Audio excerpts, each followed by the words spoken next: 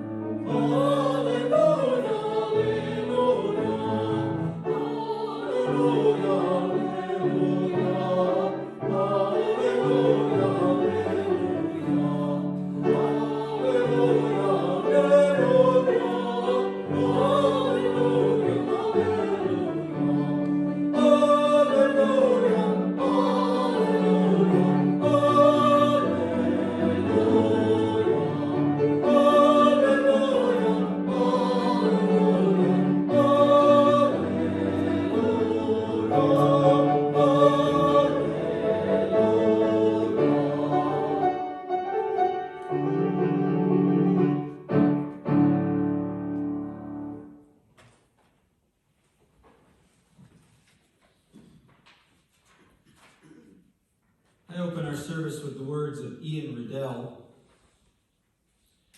We gather today in the presence of the old story of death defeated by emptiness, of hope and newness triumphant over fear and separation. We come hearts heavy with pain and anxiety, spirits flattened by exhaustion and apathy, vision darkened by strife and by violence. We come seeking connection and love in this place of community. May the old Easter story of hope and rebirth lighten our hearts and make us glad in the presence of each other's love. May our spirits be joyful as we come together today.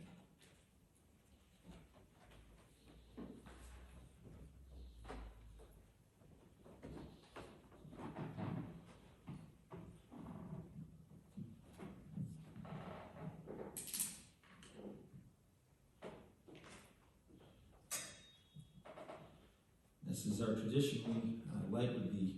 We light the flaming chalice. Oh, there it is. It's hiding behind all this fragrance. There are no words because I have special words for Easter. I will read these to you.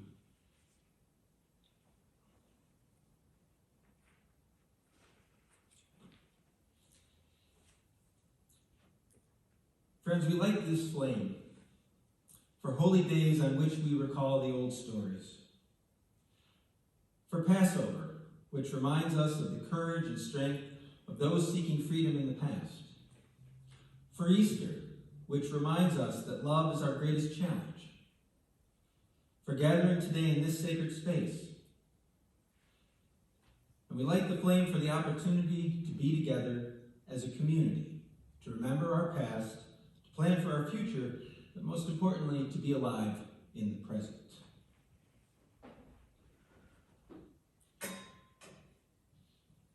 Our opening song is number 269.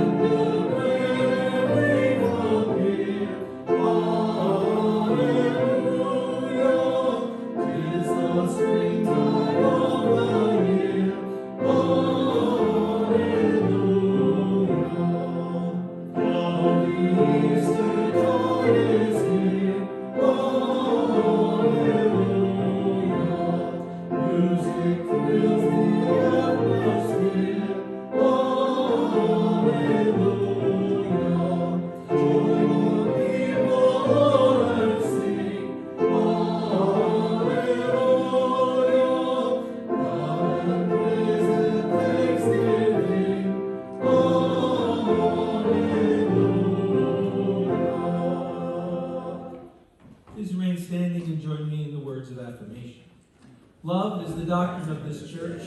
The quest of truth is its sacrament, and service is its prayer. To dwell together in peace, to seek knowledge and freedom, to serve humanity in fellowship, to the end that all souls shall grow into harmony with the divine. Thus do we covenant with one another and with our God.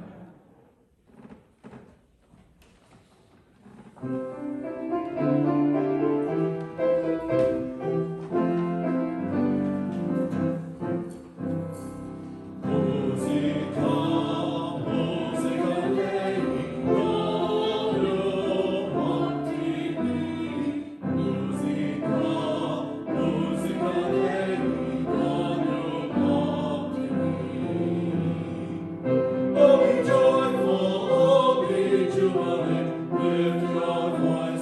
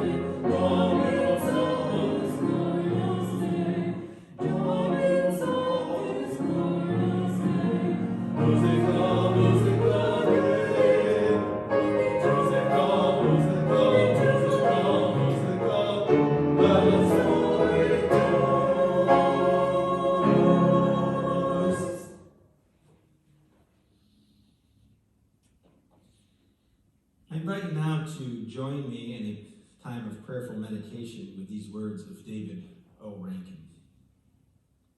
Let us pray. Dear God, Good Friday is gone, a dark day on the calendar, a time of suffering with more losses than gains and more pain than we thought we could bear. But we are tired of crying, we are tired of burying, we are tired of mourning. And now Easter is here, and we who survived are prepared for the turning of the year, not to escape the past, but to provide a witness for a brighter future. We are ready for joy, we are ready for love, we are ready for new beginnings.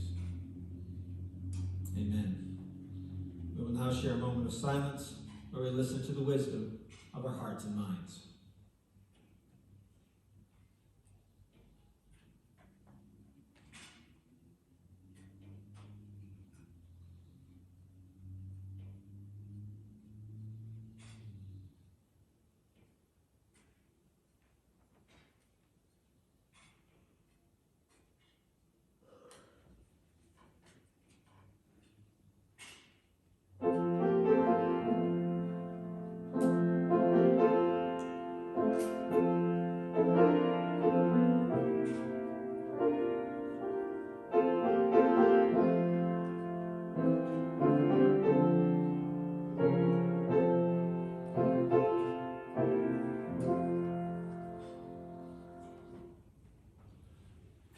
Reading today, this is from the Gospel according to Mark.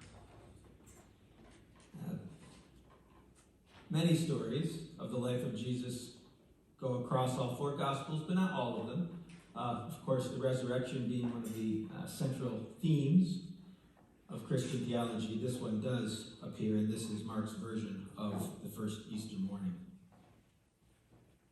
When the Sabbath was over, Mary Magdalene and Mary, the mother of James, and Salome bought spices so that they might go and anoint his body. And very early on the first day of the week, when the sun had risen, they went to the tomb. They had been saying to one another, "Who will roll away the stone for us from the entrance of the tomb?" When they looked up, they saw that the stone, which was very large, had already been rolled back. As they entered the tomb, they saw a young man dressed in a white robe sitting on the right side, and they were alarmed. But he said to them, "Do not be alarmed. You are looking for Jesus of Nazareth, who was crucified. He has been raised. He is not here. Look, there is the place they laid him. But go, tell his disciples and Peter that he is going ahead of you to Galilee. There you will see him just as he told you." And so they went out and fled from the tomb, for terror and amazement had seized them, and they said nothing to anyone, for they were afraid. Our next song is number 270.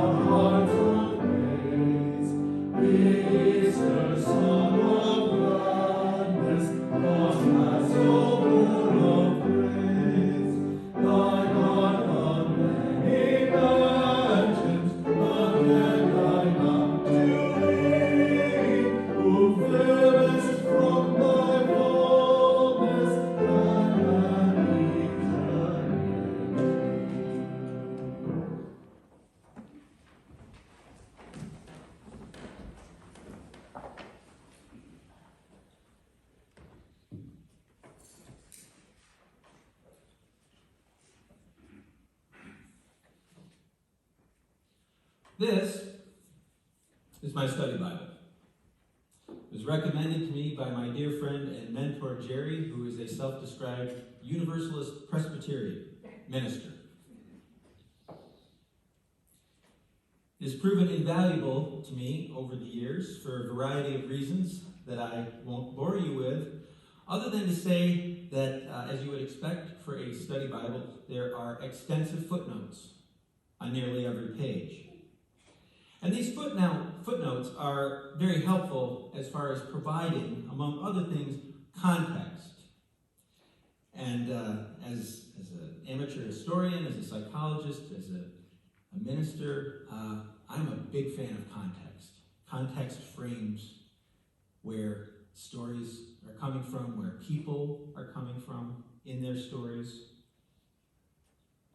And that helps with understanding. For example, in the story of Noah and the Great Flood, it ends with God placing a rainbow in the sky as a sign of his promise not to destroy the earth with water. In the footnotes, it provides context for this gesture, which is that in ancient times, when you put your bow on the wall, it symbolized peace, your intention not to use it anymore. For the purposes of today, a few moments ago, I read the account of the Easter resurrection story as portrayed in the Gospel of Mark. Now, Mark is the second gospel in the New Testament, but it's generally believed to have been the first of the four Gospels to be written, albeit just over 30 years after the time of Jesus, as best as biblical scholars can figure. And I deliberately ended that reading with verse 8. And I did that because if you look, and if you were to pull out a Bible, and you were to read Mark, you will see that there's a shorter and longer section beyond the verse that speaks more about Jesus' appearances after his resurrection. But if you look at the footnotes, it indicates that those sections were added 100 to 300 years later. The earliest manuscripts of the Gospel of Mark, and keep in mind, we do not have any first editions of anything in the Bible. They are copies of copies of copies, albeit remarkably preserved copies as far as keeping the original meaning over the centuries. But in the original manuscripts of that Gospel, the three women go to the tomb and they find it empty. And they're scared, amazed, speechless, and not entirely sure about what had happened and what the implications of it were. And that's where it ended. The tomb was empty.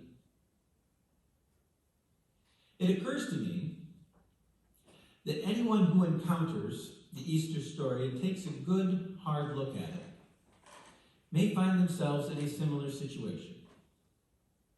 The tomb is empty. Now what? Did Jesus rise from the dead? Was it a bodily resurrection, a spiritual one, or something different entirely? That has been debated for many, many years. The answer, of course, at least in part, is that it's a matter of faith. But as I said, people have spent the better part of the last 2,000 years trying to understand the implications of that empty Easter tomb. I was raised Christian, and I consider the notion of the resurrection as central, not only to Christianity, but to traditional universalism. That being said, as I think I stated last week, I have what I would call a complicated relationship with Jesus and understanding Jesus and what Jesus meant. When I was younger, I accepted the resurrection story with little thought. But as I grew older, I started to question it, as one does as they get older. People don't, as a rule, return from the dead. I mean, they do, but it usually happens in hospitals, and they aren't dead that long. Certainly not for 3 days, and if that happens and they're revived, it usually takes them days or even weeks to recover. And yet, as I grapple with that story and what it implies, I can't shake the feeling that there's more to it than it being only a story. Why do I say that? The Gospels record that Jesus appeared to his followers after his death. St. Paul, the namesake of our church, wrote in his first letter to the church at Corinth that over 500 witnesses had observed Jesus after his death. And we need to keep in mind that although Paul is referring to events that happened earlier, Paul's letters are actually older than the Gospels. He wrote those before people started to think, I better write down these stories of Jesus. And the question I have always asked myself is, if Jesus simply died and that was the end of it, why would his followers have been so strongly compelled to go around professing his teachings of radical love and forgiveness in a world that did persecute them for it, brutally? Why would they do that when they had little to gain and everything to lose? There's a reason when Jesus was arrested that the apostles ran for it. They thought they would be next. And yet all of these people persisted. St. Paul himself brutally persecuted Christians before his conversion and before becoming arguably the most important figure in early Christianity after Jesus himself. He was a member of the Pharisees, and the Christian belief was heresy, and he militantly persecuted early Christians before converting. The thing with great spiritual teachers, Moses, Buddha, Jesus, Muhammad, the type of people who religions are founded on, is that their deeds and their teachings are not easy to tack down. And every time we try to pigeonhole those teachers, they blow up those holes. They come exploding out of them. Almost literally, in the case of Jesus of Nazareth, he comes back to life, emerging from a hole in the ground. And the teachings of that first century Palestinian Jewish reformer amaze, frustrate, and challenge us. They have for over 2,000 years, and they challenge us today. Don't judge. Turn the other cheek. Care for the least of these. Pray for our enemies.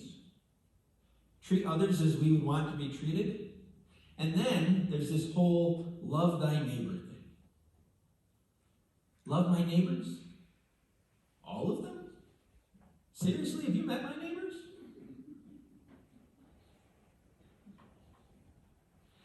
The progressive Lutheran pastor, the Reverend Nadia Bolz-Weber, summed it up like this, and I really like this quote. She said that every time we draw a line between us and others, Jesus is always on the other side of it. In other words, every time we set ourselves apart and point a finger of condemnation at someone because of their views, their gender, their socioeconomic situation, their immigration status, their race, their occupation, their sexual orientation, and so on and so on, there's Jesus metaphorically standing next to them and saying, this is your neighbor. I mean, think about it. He didn't just heal believers, he healed non-believers alike. He healed a Roman soldier's servant. That Roman, as far as we know, didn't convert to Christian beliefs. He said to one of the thieves hanging next to him, today you will be with me in paradise. They didn't have time to really discuss the particulars of a conversion. Again, it's not just about believers, but also non-believers. And he offered a radical way of being, as opposed to a set of doctrine.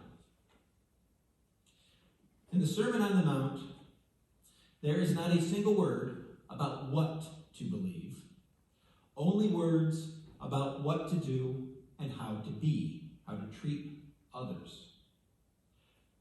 And yet, 3 centuries later, the Council of Nicaea, when the Roman Empire officially adopted Christianity, sat down to establish what was official doctrine. And they did the exact opposite of the Sermon on the Mount. They offer no words as to what to do or how to be, only what you should believe. And when we hear the Easter story, we would do well to remember, and this is an easy one to forget, Jesus was not executed by criminals or terrorists. He was put to death by the temple and the Romans, the church and the state, the representatives of law and order. He was a troublemaker. And it's easy to overlook that through a modern lens. But by doing so, we fall into the trap of what has been called Disney princess theology. What is that? Well, hindsight is 20/20. We examine the Easter story in modern times, and we know how it turned out.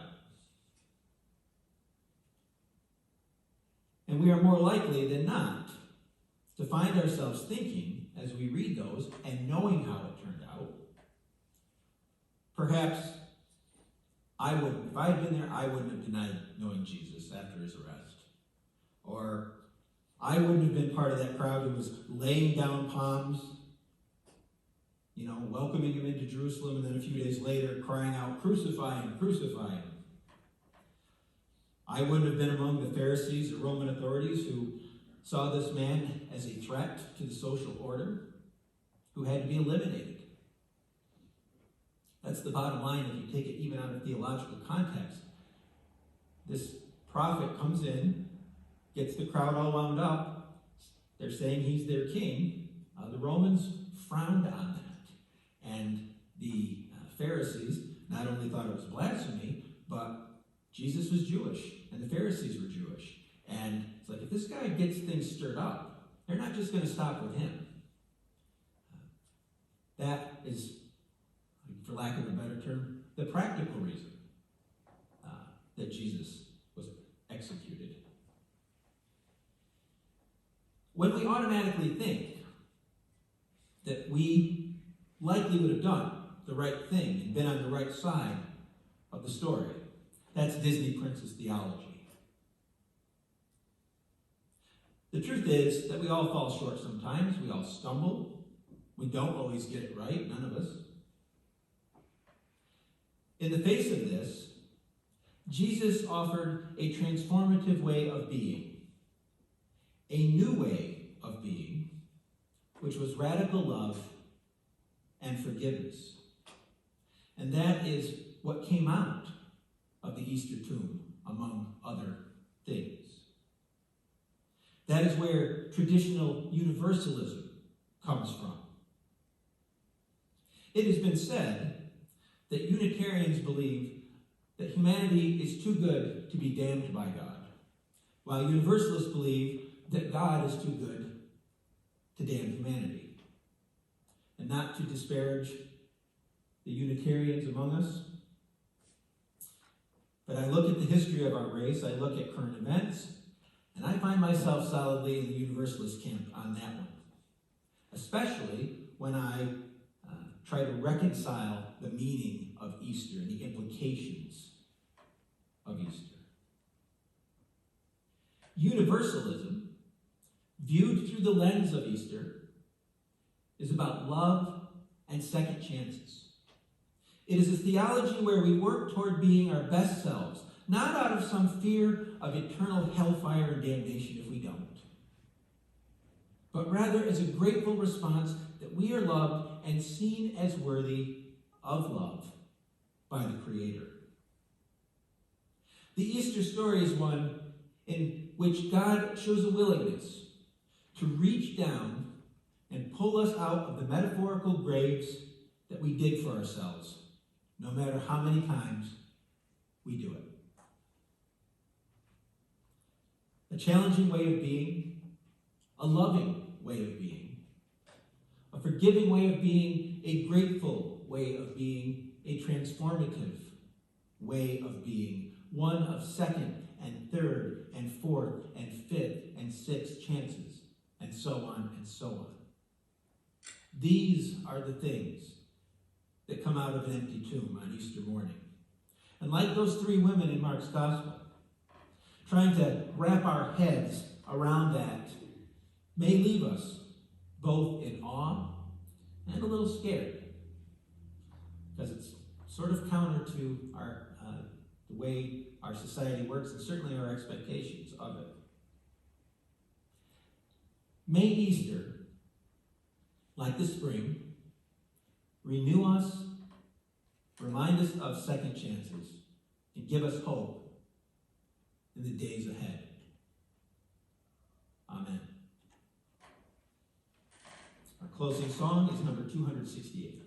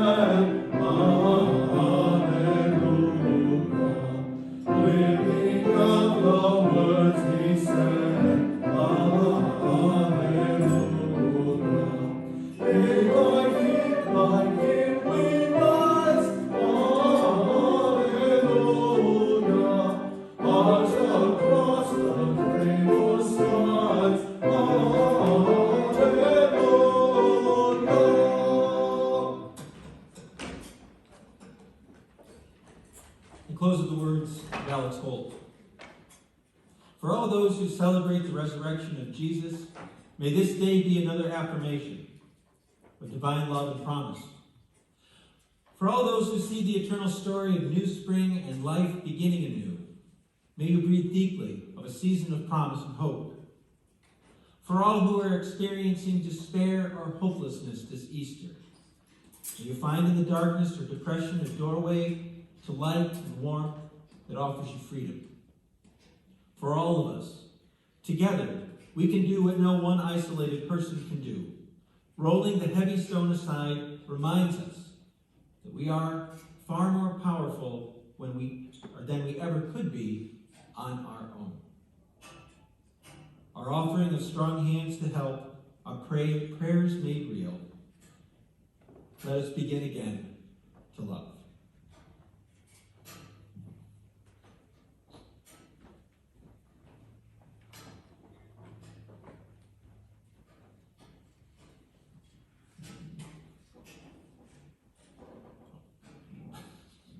Please join me in the words as I extinguish the chalice.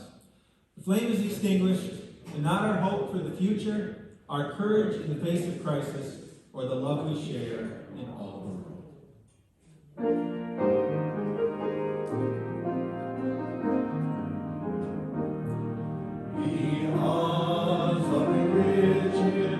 Sunshine goes everywhere, its temple all stays, its shrine the good heart, its creed of truth, its ritual words of